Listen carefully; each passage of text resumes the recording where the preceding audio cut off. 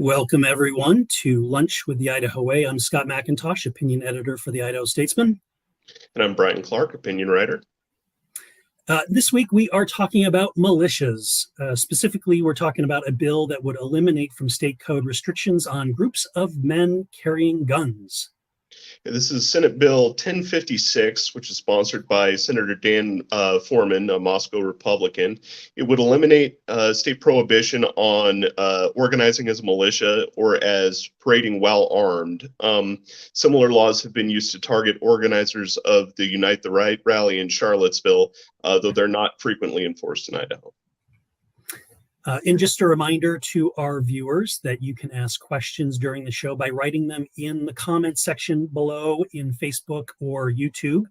And we'll do our best to answer those questions during the show. This week, we are joined by Dave Neiwert. He is an award-winning journalist, author, and well-known national expert on American right-wing extremism. He's been on Anderson Cooper 360, CNN Newsroom, The Rachel Maddow Show.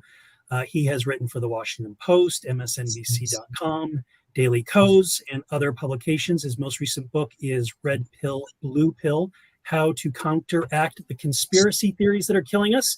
And his new book, scheduled to be released in June, is Age of Insurrection, The Radical Right's Assault on American Democracy. I will also point out that David is an Idaho native, fourth-generation Idahoan, hailing from Idaho Falls, and he is also a Vandal, having graduated from the University of Idaho. Welcome, David, and thank you for joining us. Thanks for having me, Scott. Well, first of all, David, tell us a little bit about your background as a reporter covering extremism. I first encountered right-wing extremism actually just growing up in Idaho Falls because the John Birch Society was a huge influence in the late 60s and early 70s in the political environment there. And so I was exposed to conspiracy theories and conspiracism at a pretty early age. And so I had a certain immunity to it by the time I had even graduated high school. Went to U of I and eventually got my first job in newspapers up at the old Sandpoint Daily Bee in 78. And eventually, a year later, I was the editor of that paper because that's how small town papers often worked. I was pretty young. I was only 21. So, it was a learning experience. But that was about the same time that the Aryan Nations was moving in just 20 miles down the road down in Hayden Lake. And so we actually made what we thought was the astute decision not to Pete Thompson and I, the then publisher, and I sat down and decided not to cover the Aryan Nations because we thought, we were just going to we didn't want to give them free publicity. And of course that policy wound up not to be viable, even remotely, within a few years. But, I had moved on to other papers, including Blackfoot, Morning News, worked for a while at the Lewiston Tribune and the Idahonian, and then wound up down at Twin Falls at Times News. And in those positions, I was mostly a news editor or an editor. But we always had, it was one of the things was that these extremists were always in our reporting. They were always, causing some kind of dysfunction. There was some criminality frequently involved, such as, the rampage in 1984 of the Order, which came out of the Aryan Nations group.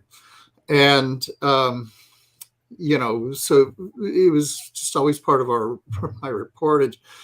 So by the 90s, when I was working in Western Washington, I moved out and became news editor of the Bellevue Journal American in the late 80s, early 90s. And even while there, what we started to see was these militias organizing especially around 92, 93, 94, out in the backwoods as kind of an anti-environmental backlash. And I had the notion at the time that I wanted to start freelancing. So I actually started doing my early freelance work was involved going out and interviewing militiamen, militia organizers, driving out to Montana and interviewing John Trockman of the militia of Montana. And later in 96, I wound up going out and covering the Montana Freeman standoff out in Jordan, Montana. It was around that time that I started, that after the Oklahoma City bombing happened in 95, suddenly I became a militia expert and did interviews with other reporters and things like that, and tried to provide, what I knew about because I had been one of the only reporters who go out and talk to these guys. So over the years, freelancing, that became kind of my primary job. I had also been, I had my ear bent for about an hour one night by a guy named Father Bill Wasmuth, whose name we now know as part of the Wasmuth Human Rights Center. And Father Bill, was a Catholic priest who had his home bombed by neo-Nazis up in Coeur d'Alene, and wound up leaving the priesthood and forming the Northwest Coalition Against Malicious Harassment, which is in the 1990s, is where I knew him from. And Bill convinced me that, I needed to make it my steady beat, that this is the main problem that people like himself and others who try to monitor these hate groups have with workaday journalists, is that they frequently just parachute into this subject and get, just skim the surface of sort of understanding where, usually when something bad happens, right? And they parachute into these stories and they get a very light dusting of what the ideological components are, and then move on. And there's no consistency or accrued institutional knowledge about the nature of right-wing extremism. And certainly, just as a practical matter, I have to say, right-wing extremism, in my experience over the years, is just an endless wellspring of human misery, social dysfunction, family dysfunction, and personal destruction. It's just, ultimately criminality. And so it's just a natural, it was a perfect thing to settle on as a beat, because it was going to provide me with an endless string of stories. And it did.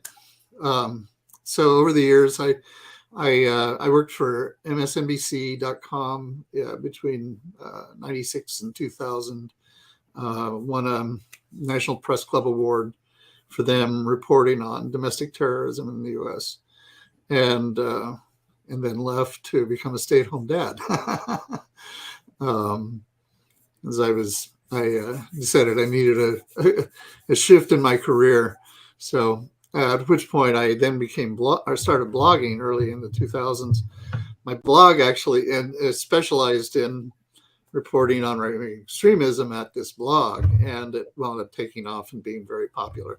And I wound up running a couple of very popular political blogs beginning around 2008. I was the managing editor of Firedog Lake and then of Crooks and Liars. And then in 2013, I was hired by Southern Poverty Law Center, who I had long series of, I'd worked for them. I'd written a lot of freelance stuff for them, and I knew the people who ran the place. They tried to recruit me earlier, but I didn't want to move to Montgomery, Alabama. For probably anybody who's from Idaho can relate to that, I think.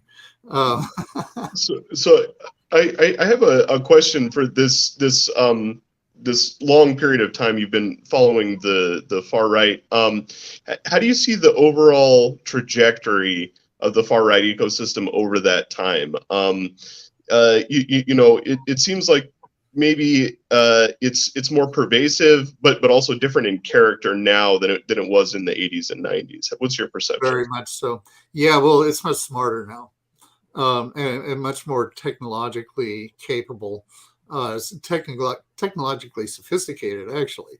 I mean, right from the start in the 90s, we knew, I mean, the militia movement actually leveraged the then nascent internet in really ingenious ways, particularly to form connections, both across the country, as well as even internationally, and to spread their ideology with much greater ease, and to organize their militia cells and follow the ideological blueprint, as it were, to spread that blueprint.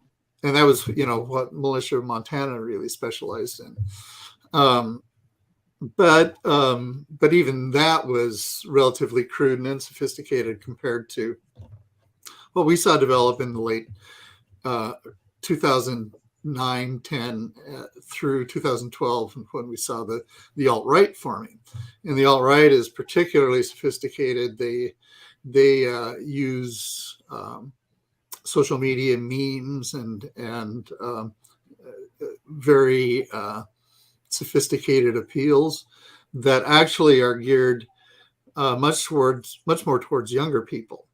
The old far right was mostly a lot of old guys, I got to tell you, or middle-aged men at the youngest, and so they had a very limited bandwidth in terms of who they appealed to.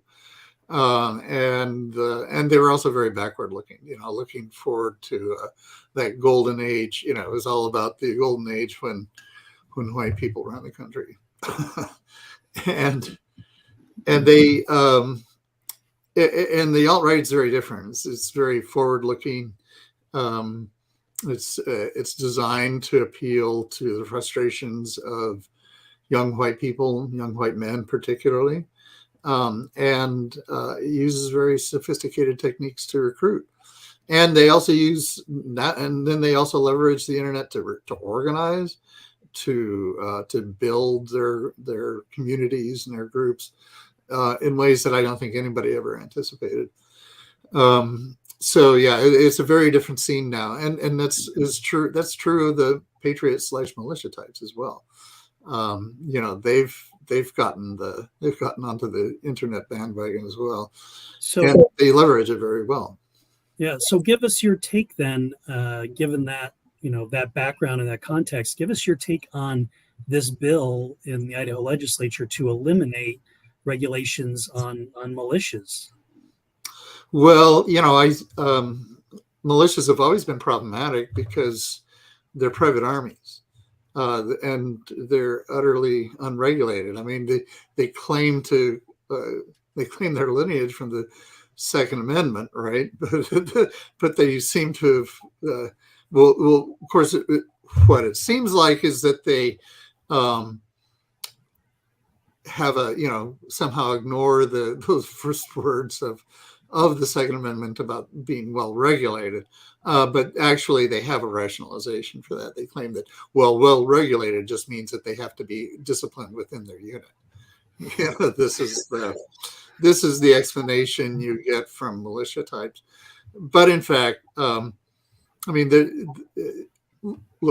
private armies and like this are actually outlawed in various ways in all 50 states in the union, including in Idaho. And there are good reasons for it. A lot of these laws were passed in the 1890s and 1910 period, when there was, in fact, we had a lot of private armies being raised, vigilantes and thugs and armed men by robber barons and wealthy people to attack union organizing efforts, as well as in Idaho and as well as Washington and Oregon, a lot of the anti-private army laws were inspired by the Johnson County War over in neighboring Wyoming back in, I think it was 1892, when the cattle barons who didn't want to see all of these private independent cattlemen moving onto and grazing their cows on what is now considered public lands,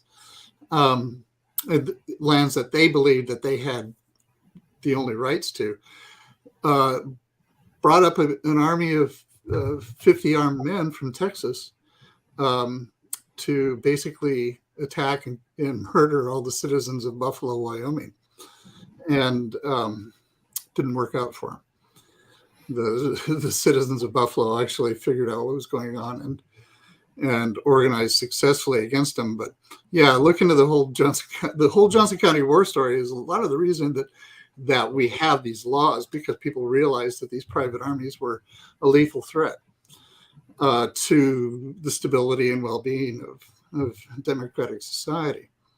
So they exist for very good reasons. And in Idaho's case, I mean, the key thing that people need to understand is that these militias are unaccountable to anyone. I mean, this is why I keep bringing up the well-regulated component of the Second Amendment, because, you know, we've seen already when Oath Keepers and 3%ers, when their members act out in ways that actually cause harm to other people, the organization immediately goes, oh, well, they don't belong to us. We have no responsibility for them. And so there's no accountability whatsoever for the harm that they can cause. And, you know, traditionally in America, we've always placed armed forces under civic authority. And there's a good reason for that. And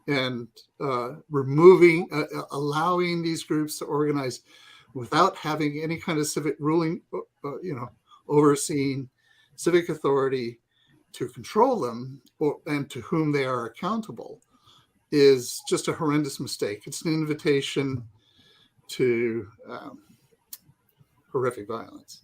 So I wanted to ask a question about accountability, as you say. Now, this law and a lot of similar laws in neighboring states people have noted are basically not enforced very often. Right. There are a lot of other laws in Idaho that have not been enforced. You know, we had a break-in at the state legislature. People knocked down a door shortly before January 6th. They were allowed to just sit in the gallery. There's been pervasive protesting in front of people's homes, threatening people's children. There was an effort to pass a law against that, but it failed. What's your overall perception of the message that Idaho is sending to these far right groups with this lack of accountability? Yeah, it's just a welcome mat. It's a big green light there. I mean, Idaho already has a really serious problem with the levels of extremism that they're attracting to the state now through the auspices of and the organizing of, you know, groups like the Idaho Freedom Foundation and, you know, Brett Regan, his whole group up in Coeur d'Alene in Kootenai County, as well as, you know, and we saw the result of that this summer in June. I was there for the Pride in the Park event when the Patriot Front guys tried to come in and invade.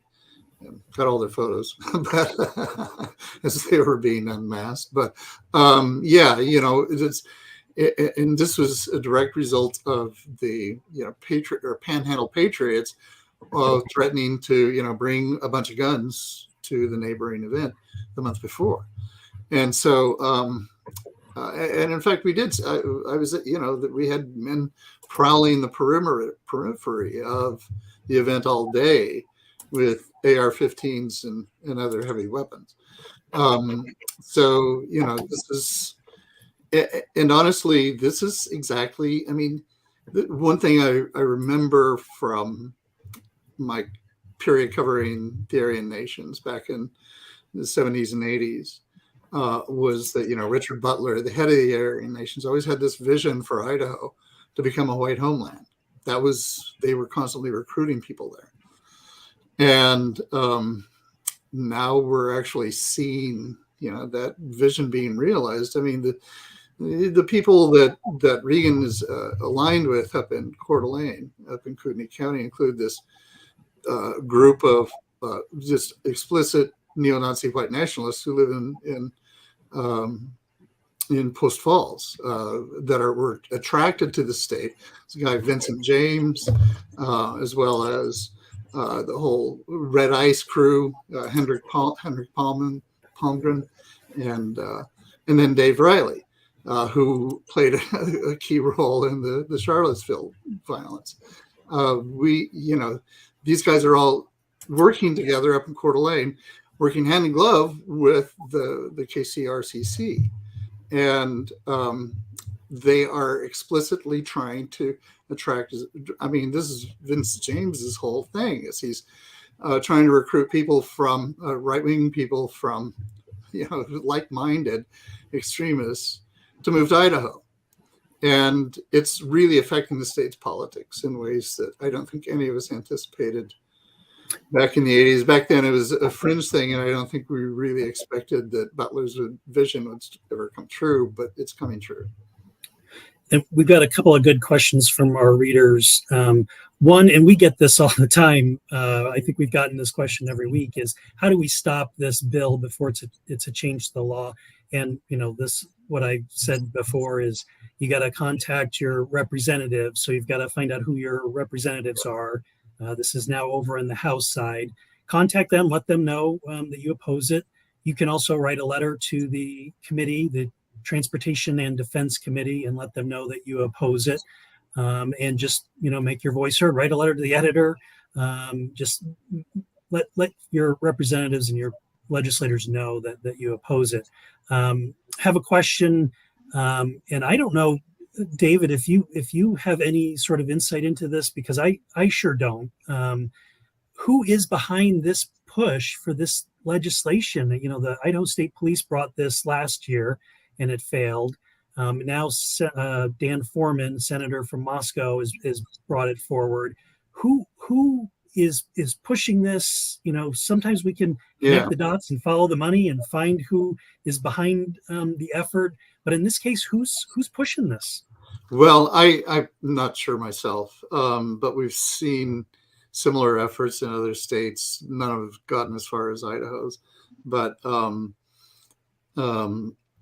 which of course brings up, Scott, you did the terrific piece on how these outside groups are actually sort of pre-writing legislation that's showing up. I don't know if that's the case with this bill, but certainly there is a surge of very far-right legislation making its way through.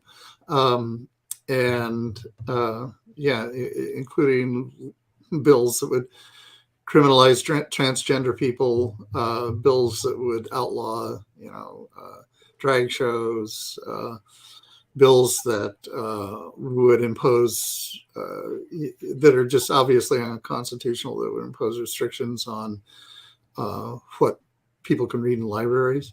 This kind of stuff is very troubling.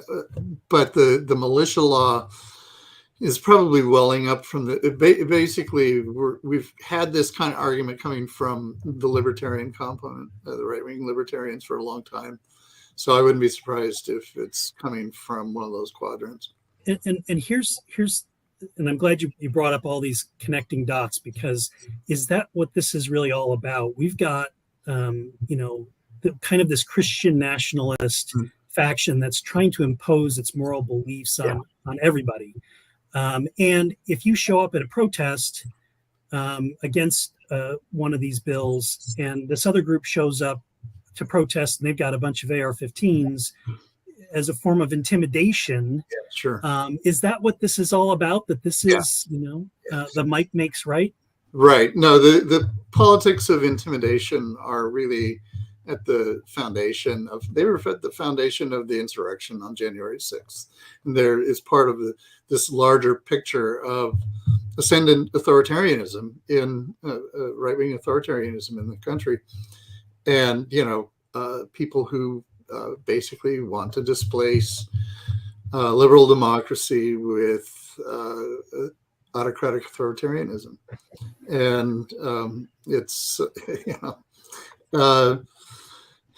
we can, all I can say is that people who believe in democracy and want to support democracy need to understand that this is part of a concerted campaign by people who actually have, who are explicit in their interests in attacking democracy and undermining democracy at every turn.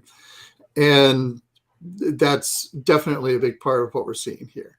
There's authoritarianism is really misunderstood because we always think of it in terms of the authoritarian leaders, which is, people like Trump and Vladimir Putin and these other authoritarian leaders, and in history, of course, Mussolini and Hitler and Stalin.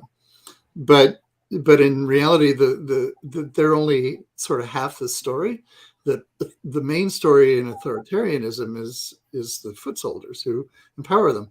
There is, in every population, in the world, there is a significant portion, probably 20 to 30% of people who have what we call authoritarian personalities, and they prefer authoritarian rule. They, for the sake of, it's a sort of refuge for them for security and safety in their lives. And that for them, security and safety are really the most important things in their lives. So they revert to, authoritarian appeals very easily.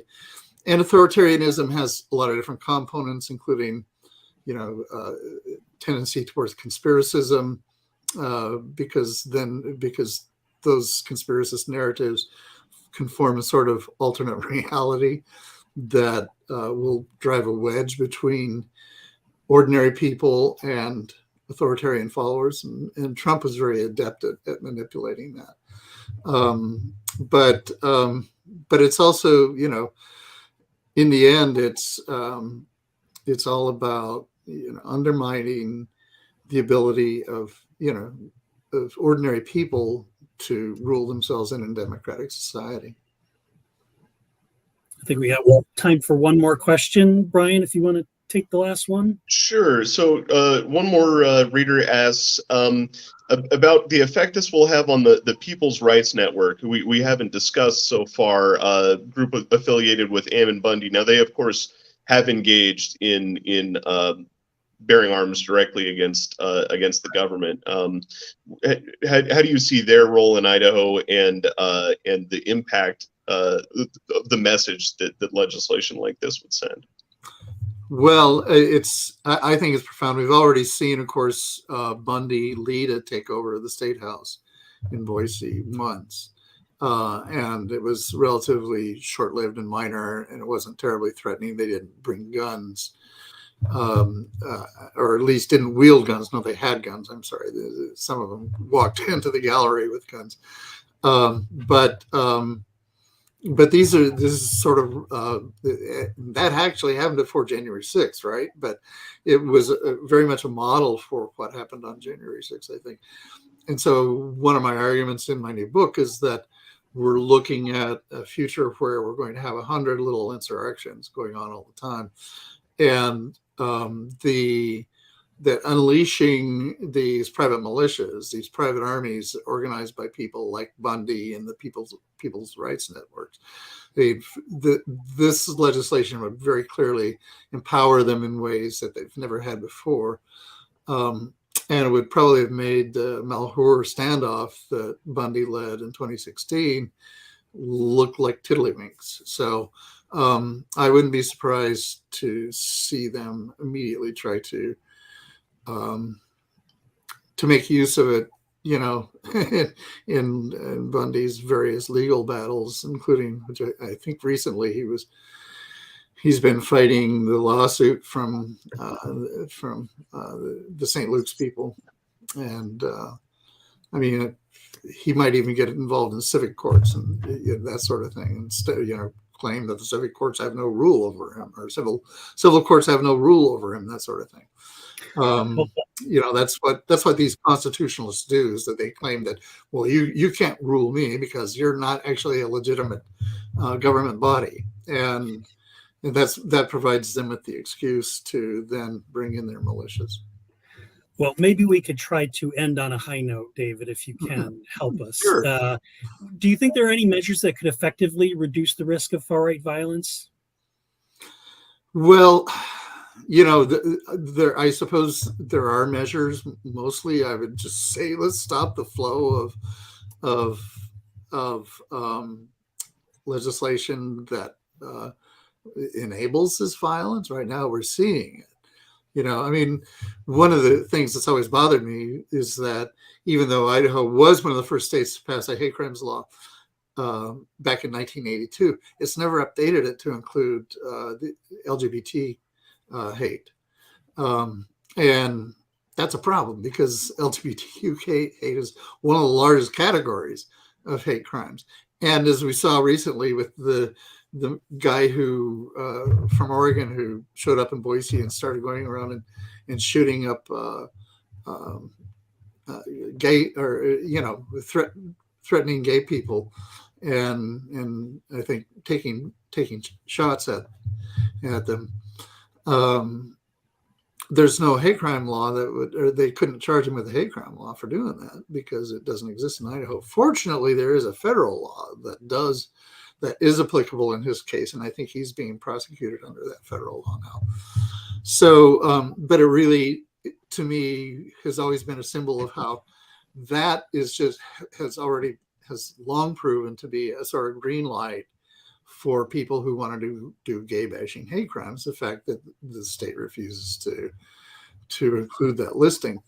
And it's doing the same thing with all these laws that encourage, discrimination against transgender people and encourage other kinds of, would outlaw drag shows and encourage basically hate against people who are transgender, as well as people who are gay. I mean, the whole groomers meme is very popular in Idaho. I know, because, my family's still there. So, it's I think a very unfortunate and fraught situation, but I think a lot of it has, but I also know, from being a fourth generation Idahoan, that the state is still full of good people with common sense and common decency. And this is just a matter of basic common sense. You don't want to be creating private armies that are not accountable to civic authority. That's just basic common sense, people. Let's use it. That's what I would say to people in Idaho. And not only that, my experience of being an Idahoan is that we're also, I think, generous people who have the longer tradition in Idaho prior to the arrival of all these right-wing Californians was very much a live and let live ethos. Yeah, sure. Maybe I don't. Maybe I'm not really wild about people men putting on makeup, but whatever, you do your thing, I'll do mine. That was always the attitude that I grew up with. I mean, I didn't have a problem with people putting on makeup. I had a lot of gay friends, but you know what I'm saying. Yep. Well, Senate Bill 1056, like I said, it passed the Senate and it is now over in the House. If you oppose it, let your representative know. Dangerous bill to put out the welcome mat for far right groups in Idaho. I want to thank everyone for joining us this week. We'll be back next week at the same time with another episode. In the meantime, please sign up for my free weekly email newsletter, The Idaho Way. The link is below in the comments in Facebook and YouTube. And in the meantime, go get Red Pill, Blue Pill, David's latest book, and then look in June for his newest book, Age of Insurrection. David Neiwert, I want to thank you for joining us this week. It was a pleasure, guys. Great. Thanks, David. And thank you, everyone. And we'll see you next week.